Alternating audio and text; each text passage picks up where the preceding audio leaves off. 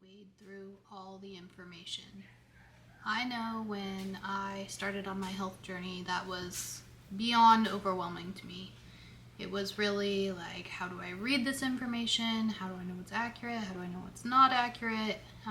Every time that I felt like I found something new, there'd be something else wrong with it, or somebody heard that you weren't supposed to eat that, or you get the idea. If you are out searching for healthier options, less chemically toxic options, better nutrition, I mean, anything you can think of, there's like 100 opinions one way and 100 opinions the other way. So I wanted to share with you guys kind of how I sort through all the information. One of the first things I do is I establish what's important to me. For me, it's important that something is not chemically toxic. And I bring that up because as we start to kind of establish these boundaries, it's important to really understand what we're establishing. And I will never forget having this conversation with a client and explaining to her that I didn't want any more chemicals in my life. I was done. No more chemicals. Me and my family were going to be healthy. And it turned out that this client in my chair was a chemist. And she politely informed me that everything, for the most part, is a chemical. Water is a chemical. It's H2O, right? So really getting clear on what you're trying to eliminate specifically and why. So that is step number one, because until you really have established your filter, it's hard to run anything through that filter. Another thing really important to me is sustainability. I care deeply about the planet, and I care about the planet that my children will live on and where they will raise their children. So that is at the top of my list as well. Another important thing to me is empowering people of color, empowering women, empowering the people that have gone without a voice for too long. So I'm always going to prioritize that over another option. I always prioritize small business, and that is because I am a small business. I was raised by two entrepreneurs. Small business has been in my life forever, and I really think it's key to keeping wealth and availability of resources more open to everybody. So cosmetics are a great example, hair products are a great example, looking for things that are not animal tested and not made from animals. So now we've established what's important. So as I look through those filters, how do you figure out what's what, right? So an easy one for me is organic. If I have an organic option for food, that's usually what I'm going to pick. And that's kind of like level one, right? So if I'm given the choice of, a generic non-organic option or organic option, it's pretty easy to split.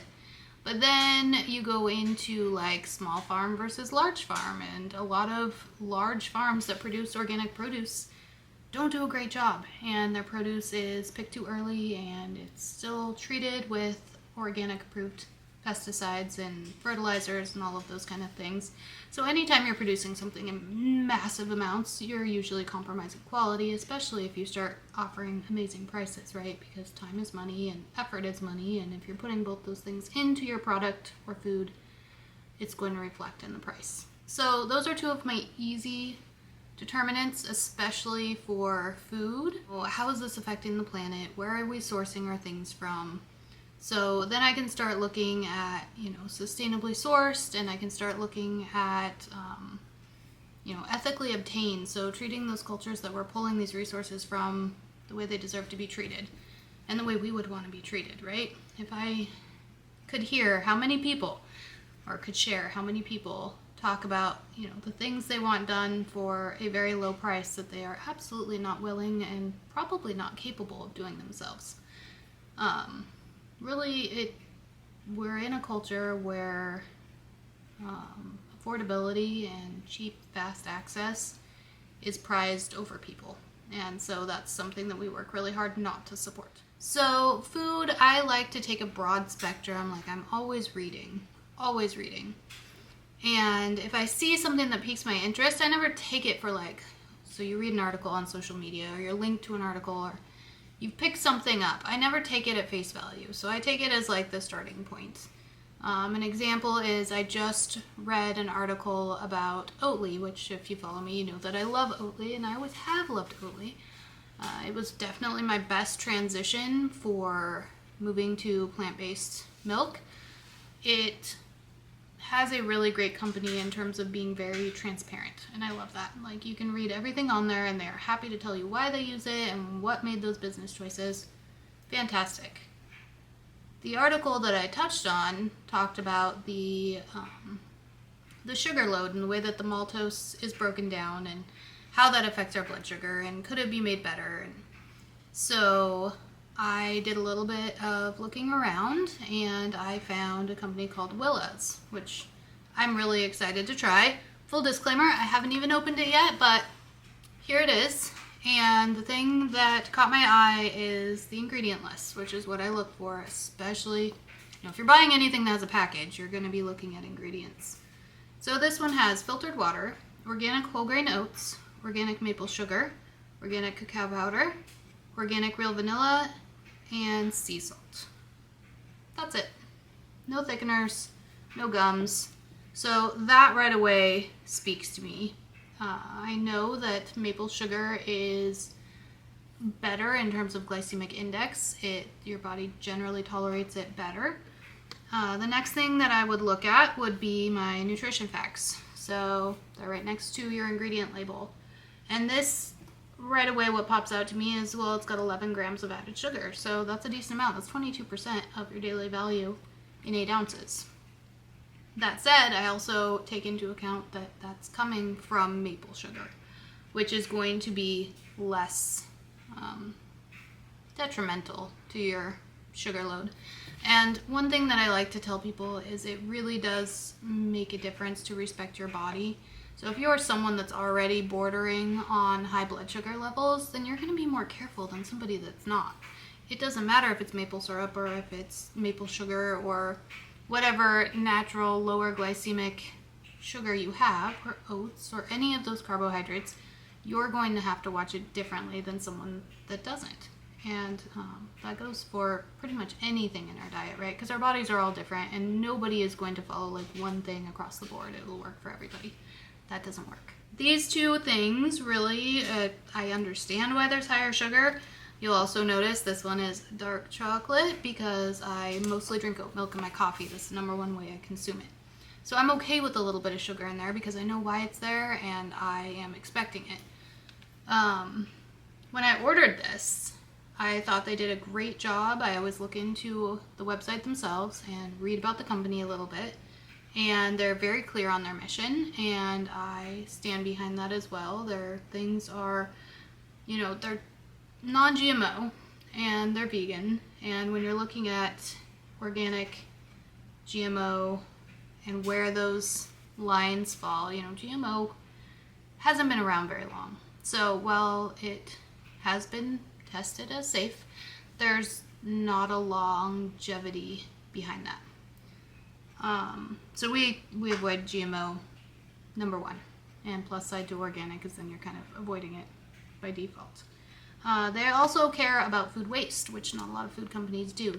That goes into the sustainability piece of this and like how much waste is behind all the resources that went into producing this product. If you're growing a ton of oats and you're getting rid of 90% of that for this little tiny bit, that's a lot of waste. I went ahead and ordered this. I'm really excited to try it.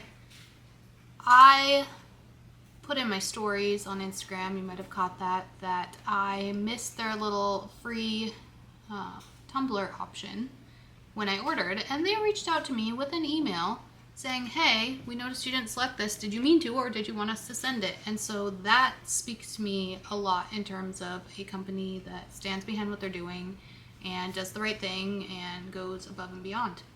So I'm really excited about Willa's, but that's an example of kind of how I come full circle to what I'm going to try. Does it mean I hate Oatly? No, totally not. Does it mean maybe that I will drink this more? It might. Oatly's also super popular, so they're always sold out, so that factors in there too, right? I'm super busy. I have 2 little girls. I run a business. I don't have time to run to the grocery store multiple times, and so I'm excited to try an alternative. Background on me, I've worked in the salon my entire life, and I was raised in a salon. My mom's a cosmetologist, my aunt is a cosmetologist. That is my background.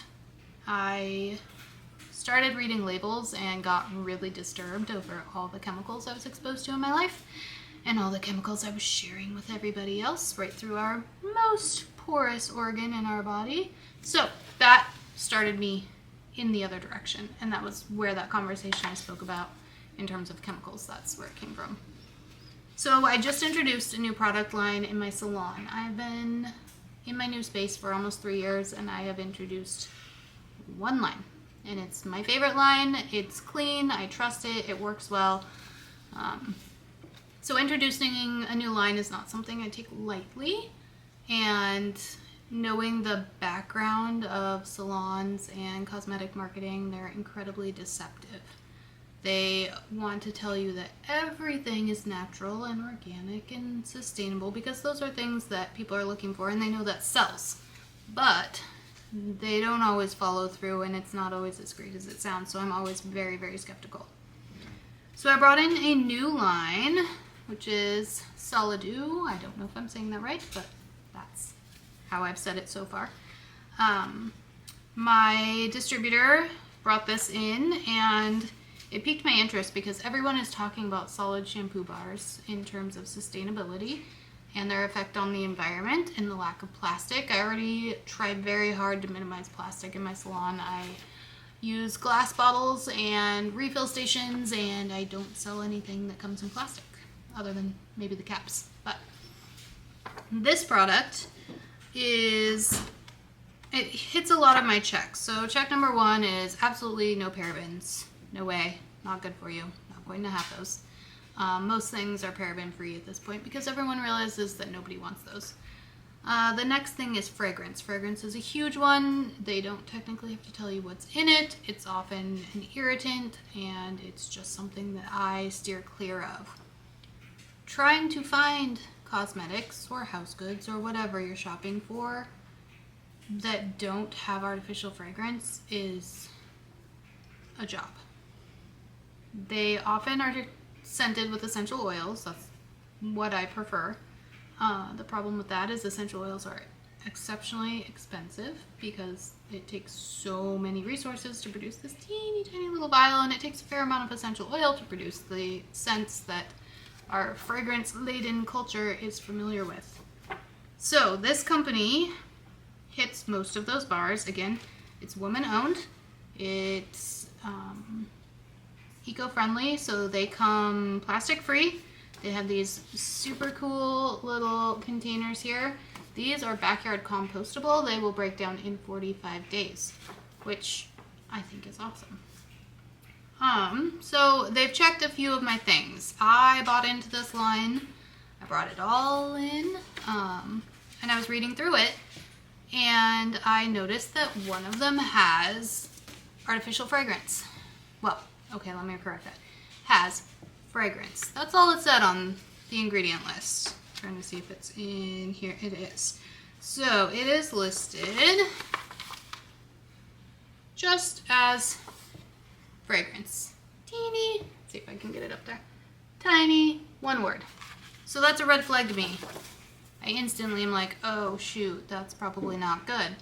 So first place I go to look is the company's website, because most companies that are ethical and are doing what you're hoping they're doing are totally transparent about all the things that you're going to find that might be a deal breaker. So sure enough, right under frequently asked questions, I found it. There it was. There was only one product out of all of their stuff that has fragrance. I happened to cue right into that.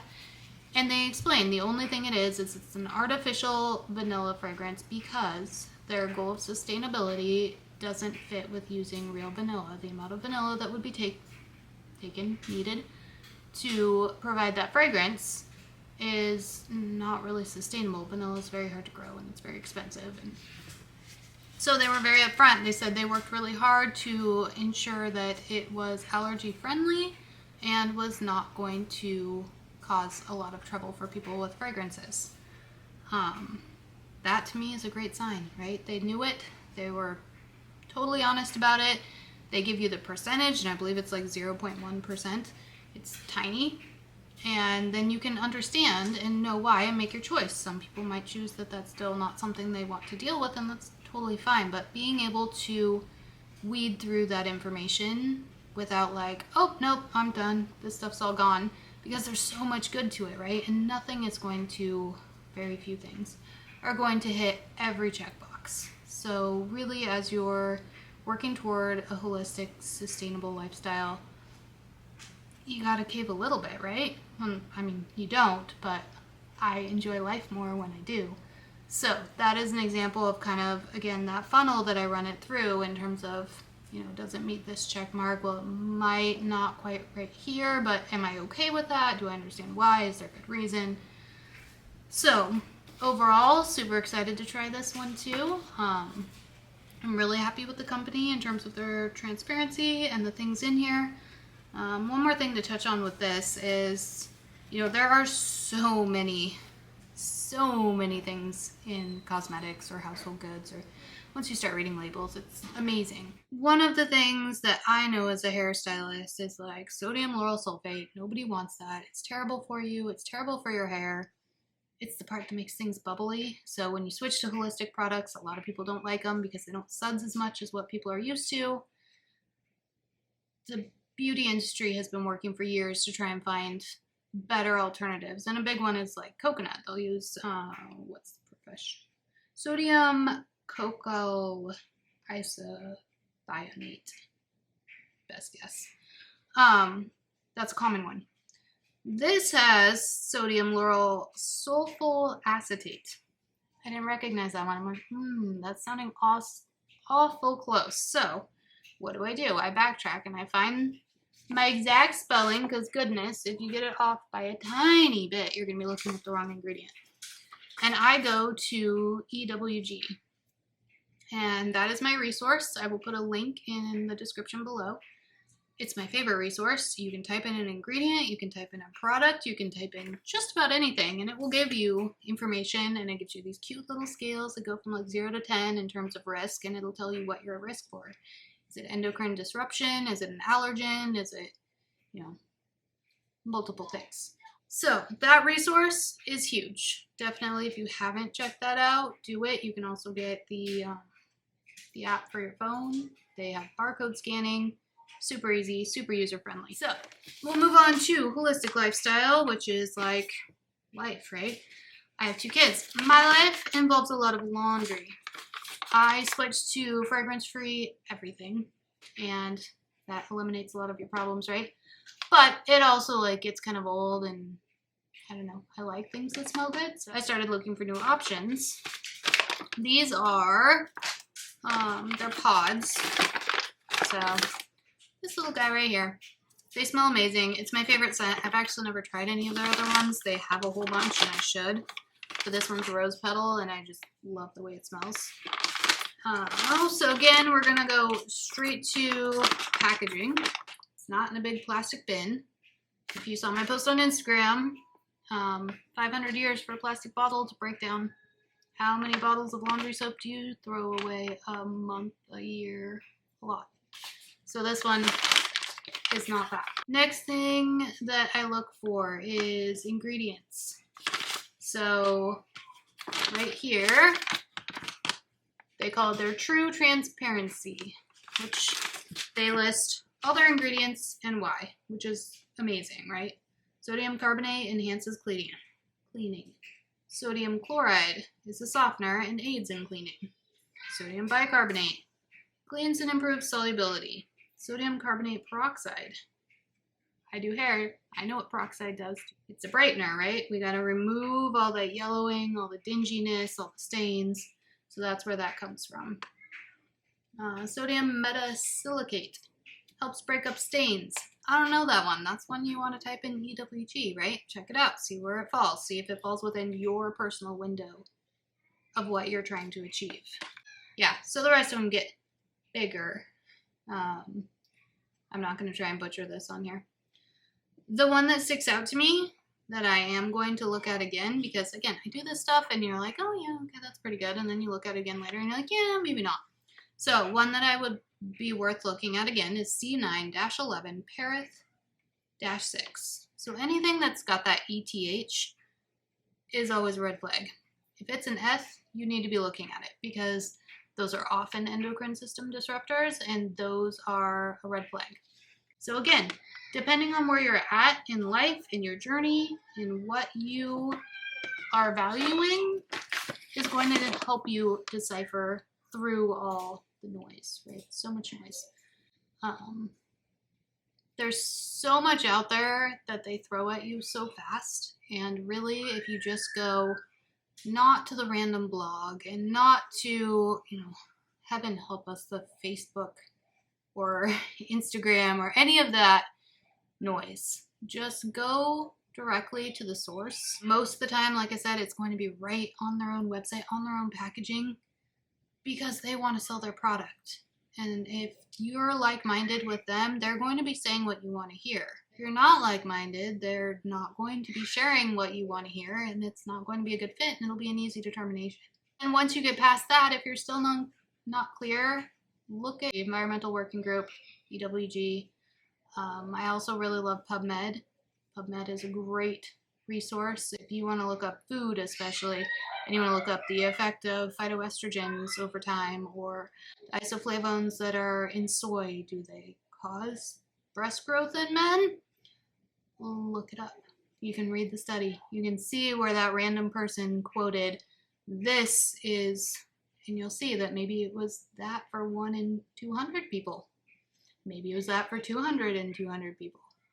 But by taking the initiative and looking yourself, you are in the driver's seat. You're not just a mindless consumer like they want you to be. I'm curious to hear what your favorite stuff is. Drop it in the comments. If you have found some amazing companies that do amazing things, I'm always looking for them.